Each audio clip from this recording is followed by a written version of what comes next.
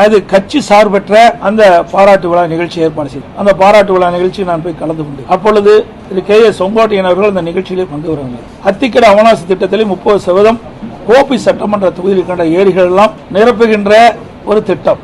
அப்படி இருக்கின்ற பொழுது வேண்டுமென்றே திட்டமிட்டு ஒரு கருத்தை சொன்னார், தவறான கருத்து. மாண்புமிகு அம்மா அவருடைய உருவப்படம், பொன்மனச்செம்மல் புரட்சித் தலைவர் எம்ஜிஆருடைய திருவுருவப்படம் இடம்பெறாத காரணத்தில் நான் அந்த நிகழ்ச்சியிலே பங்கு பெறவில்லை என்ற ஒரு தவறான கருத்தை சொன்னார்.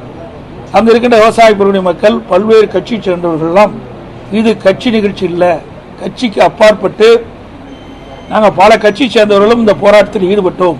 அந்த ஈடுபட்டதின் காரணமாக என் பெயரை சொல்லி அவர் முதலமைச்சர் இருந்த காலகட்டத்தில் இந்த திட்டத்தை கொண்டு வந்து நிறைவேற்றியிருக்கிறார். அதற்கு நாங்கள் பாராட்டு விழா நடத்தியிருக்கிறோம், நீங்கள் வந்து கலந்து கொள்ளுகின்றோம். அவர்களும் மீண்டும் கோரிக்கை வைத்தார்கள், அதையெல்லாம் நிராகரித்தார். என்ன அவருடைய கருத்து? இங்கே அந்த நிகழ்ச்சியிலே மாண்புமிகு அம்மாவுடைய படமும் பொன்மனச்செம்மல் புரட்சித் தலைவர் எம்ஜிஆர் படம் இடம்பெறவில்லை என்பதுதான், அதுக்காக வரவில்லை என்றார்.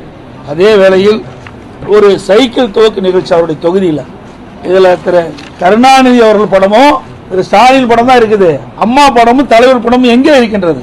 அப்பொழுதிருந்தே திட்டத்தை வகுக்க ஆரம்பித்து விட்டார். ஏதாவது ஒரு காரணத்தை சொல்லி அந்த கூட்டத்தில் கலந்து கொள்ள இருப்பதற்காக அந்த காரணத்தை சொன்னார். ஆனால் உண்மை வெளிவந்து விட்டது.